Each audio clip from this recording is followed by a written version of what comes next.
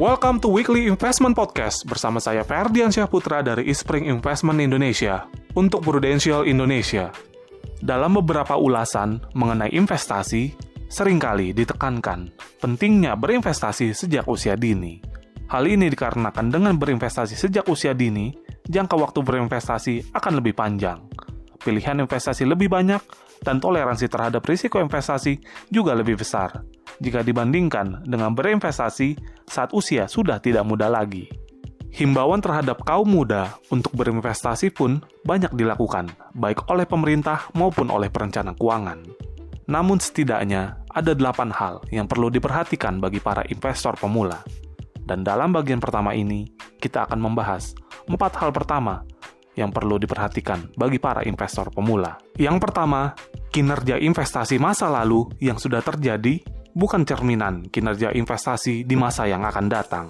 Dalam berinvestasi, kinerja investasi masa lalu menjadi salah satu faktor yang dapat dipertimbangkan oleh para investor dalam menentukan pilihan instrumen investasi.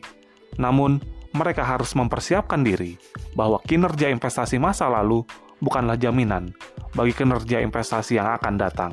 Pemahaman terhadap kinerja masa lalu sebaiknya digunakan sebagai suatu cara untuk mempersiapkan diri terhadap kemungkinan yang terjadi di masa yang akan datang. Dan yang terpenting, pelajari bagaimana cara menghadapi atau menyikapi ketidakpastian di masa yang akan datang tersebut. Yang kedua, hindari time the market. Tidak ada satupun yang dapat menentukan kapan waktu yang tepat untuk membeli atau menjual suatu instrumen investasi. Bahkan seorang manajer investasi kawakan pun tidak akan pernah dapat melakukan prediksi waktu yang tepat untuk melakukan hal tersebut. Itu sebabnya, para manajer investasi menerapkan suatu strategi investasi yang bertujuan untuk mengurangi risiko ketidakpastian, yaitu dengan cara melakukan diversifikasi, dollar cost averaging, menetapkan jangka waktu investasi yang tepat, dan aspek-aspek lainnya yang dapat mengurangi kerugian saat pasar modal tidak bergerak ke arah yang diinginkan.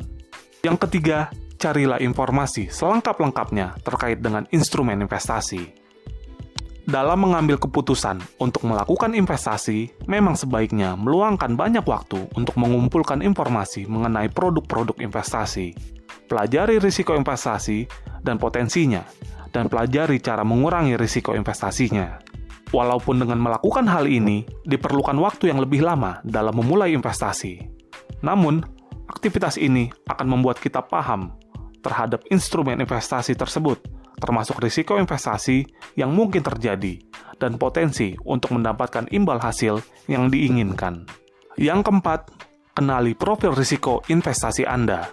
Investor pemula cenderung untuk berinvestasi pada instrumen investasi yang memiliki risiko investasi yang tinggi tanpa memahami bahwa risiko investasi tersebut tidak sesuai dengan profil risiko investasi mereka.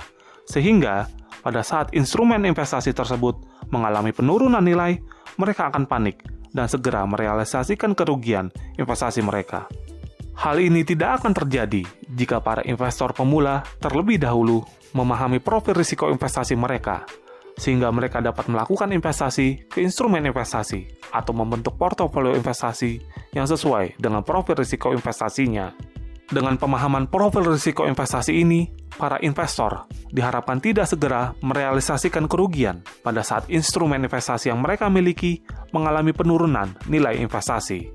Demikian bagian pertama dari 8 hal yang perlu diperhatikan oleh investor pemula. Semoga bermanfaat dan salam investasi. Demikian Weekly Investment Podcast dari Ispring Investment Indonesia untuk Prudential Indonesia. Semoga bermanfaat dan salam investasi.